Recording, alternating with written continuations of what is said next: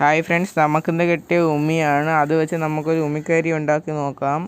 ആയിട്ട് നമുക്കൊരു ചട്ടി ചൂടാക്കിയിട്ട് അതിലോട്ട് ഇങ്ങനെ ഉമ്മിക്കരി വാരി ഇട്ട് കൊടുക്കാം.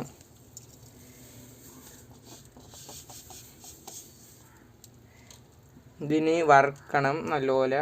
അങ്ങനെ നമ്മളിത് ആവാറായിട്ടുണ്ട്.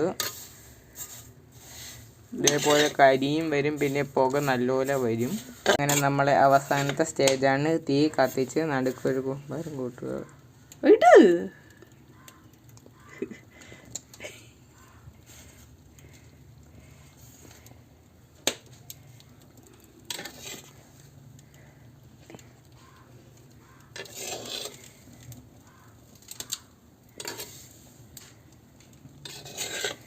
തീ നല്ലപോലെ ആളി കത്തണം.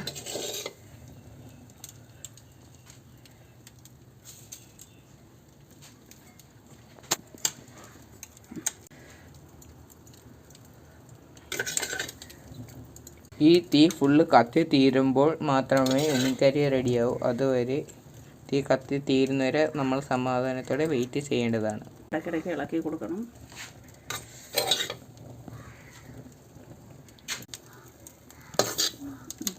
പിന്നെ തീ കത്തി അണയാറുള്ള സ്റ്റേജായി. ഈ തീ ഇപ്പോൾ അവസാനിക്കുമ്പോൾ നമ്മുടെ ഉമ്മിക്കരി റെഡിയാവും. തീ അവസാനിച്ചു. നമ്മൾ ഉമ്മിക്കരി റെഡിയായിട്ടുണ്ട്. ഇതിൽ ഇനി കുറച്ച് ഇങ്ങോട്ട് ചേർത്താൽ നമ്മുടെ പല്ല് തേക്കാനുള്ള സംഭവം സെറ്റ്.